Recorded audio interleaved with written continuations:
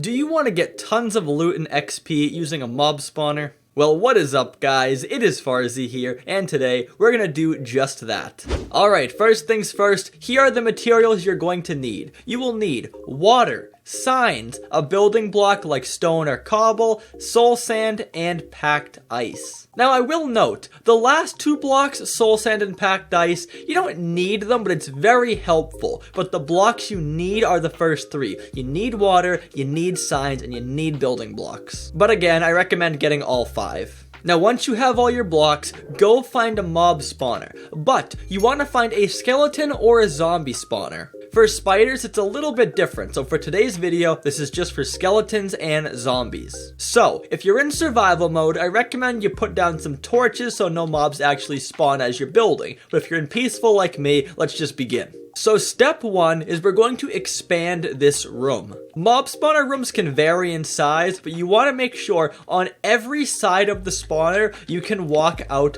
4 blocks. So go to each side and just do exactly that. Just break out enough blocks you can walk 1, 2, 3, 4 on every single side. Now after that, you're just going to break out the rest of the walls so all those little indentations meet up. This way, your room is a lot bigger.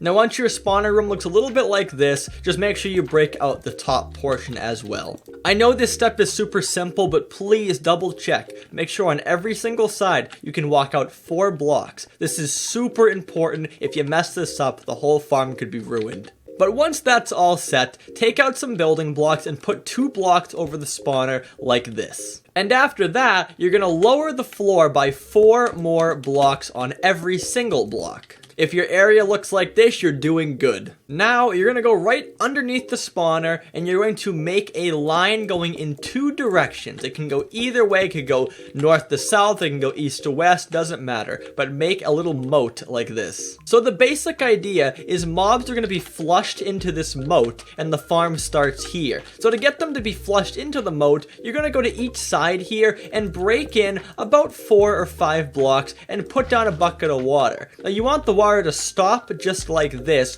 on this block before the moat. So just double counting, this is 1, 2, 3, 4, that's 4 blocks. So for every single block in the wall, dig in 4 and place down a bucket of water on that bottom back block. Now I am gonna note, once you finish this, you're gonna actually wanna cover up this little hole you made. So just take like 1 layer of blocks here and just put it across the top. That way, no mobs can get back inside over there. And obviously do the same thing on both sides. If you're a newer Minecraft player, this might be kind of stressful, but don't worry, take a deep breath. We got this. It's gonna be easy, okay?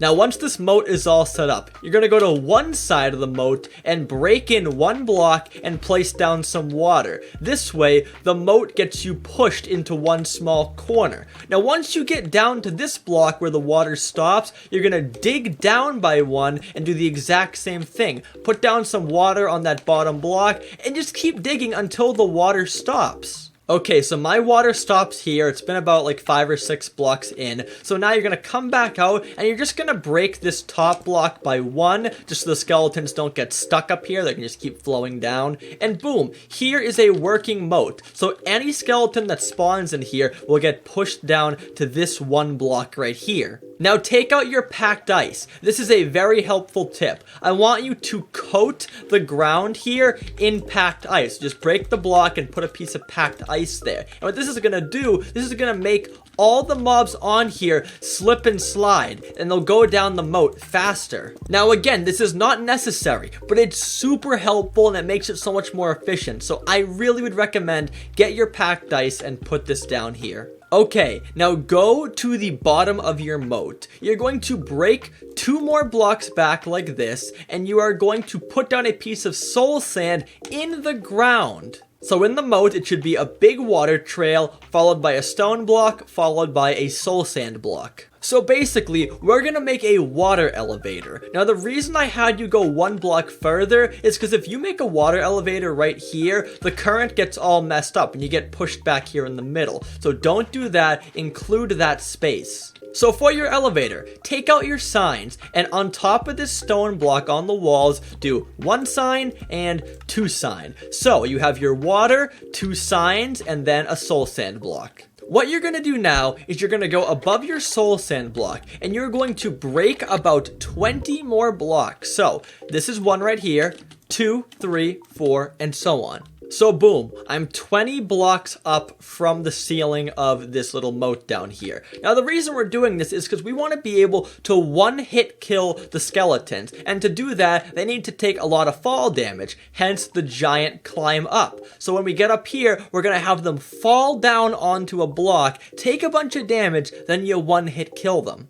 Okay, so now we're gonna go to the top of our hole and we're gonna pick a side, either left or right. I'll pick left, and you're gonna break out these 2 blocks here and extend that 2 more for a total of 6 blocks. Actually, I'm gonna have you break out 2 more blocks for a total of 8. And on that last bottom block, just break out 1. We'll come back to this part later. Now here comes the water elevator part. Go back down to your soul sand, and you're going to place water on every single block. And you'll see, when you do this, it makes the entire thing a water elevator that pushes you straight up. Now, once you get back up to these newly broken blocks, you're going to put down a sign right above the water. So you want the water to stop once we get to these 3 blocks right here. You're also going to go to this 1 block gap we made, go up 1, and place a sign right there as well. Now here's the idea. I can place some more water right up here, and the water is going to flow down and stop right here. So check this out. If I go into the elevator and I just stop moving, I'll get flung up here, and I'll get pushed this way, and I'll fall down into this hole, which eventually will be a lot lower. Now, I want you to hop back into this 1 block hole here, and I want you to break down about 20 blocks. Don't be too precise, we can fix it later, but go about 20 blocks down. Okay, so I dug about 20 blocks down, but just remember which way the water is. So the water is right here in front of me. When I go down here, you're going to turn away from the water, and you're going to break out a small room for yourself. Just give yourself some more space, but do not go towards the water, because if you do that, that's where your water elevator is, and you might mess things up. So keep that out of your sights. Just go the other direction.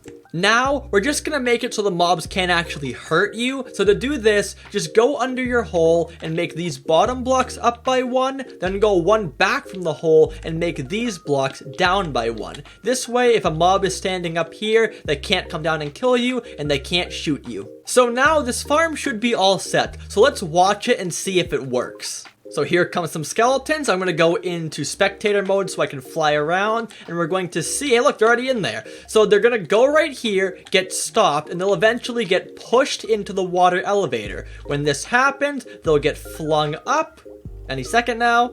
They'll get flung up, that took a while, then they'll go up here, get sucked down here, and fall down into your killing room. Also, as you guys just saw before, do not worry if your mobs get stuck here at the elevator, because other mobs will come and they'll push them up. So don't worry, it might take a second, but the farm will work fine. Now the next important thing to look at is, can you one-hit kill these guys? Now in my case, I cannot. So you could either just take out a stone sword and do it this way, or we can be more efficient and we can dig this whole thing down a few more blocks. So if you're having this issue, you're just gonna do the exact same room, just 1 block down on everything. So this is 1 down, this is 1 down, this is 1 down. And now we'll test it again. And let's try it again. 1, 2, and boom, that's okay with me. So once again, that's a small hiccup that can happen if you can't one-hit kill them, but all it takes is just digging down a little bit. One more relevant thing that you might want to know is Minecraft does have a mob cap on each block. So if you want to have more skeletons being able to gather up here, maybe just extend the platform and do something like this, where you just extend it and you break this little roof thing you made, and boom, you have more spaces for skeletons to hang out at. So right now we have 6 blocks that the skeletons can stand on. Now you don't need too many more than that, but again, if you're going to be here for hours and hours and hours, you might want to have more than just the original 3 blocks to stand on. Also, if you don't want to hit them 1 by 1 like this, take out a sword, it'll make your life a lot easier. And you'll see the XP just rakes in. I've literally been here for like 60 seconds. I'm at level 11. That is a really good XP farm. And that is that, guys. That is how you make an XP farm. Now, I've been making farms like this for a long time. So if you're having some trouble, comment down below and I'll try and help you. But besides that point, make sure to like, subscribe, do all the good stuff, and I'll talk to you guys next time. So until then, goodbye.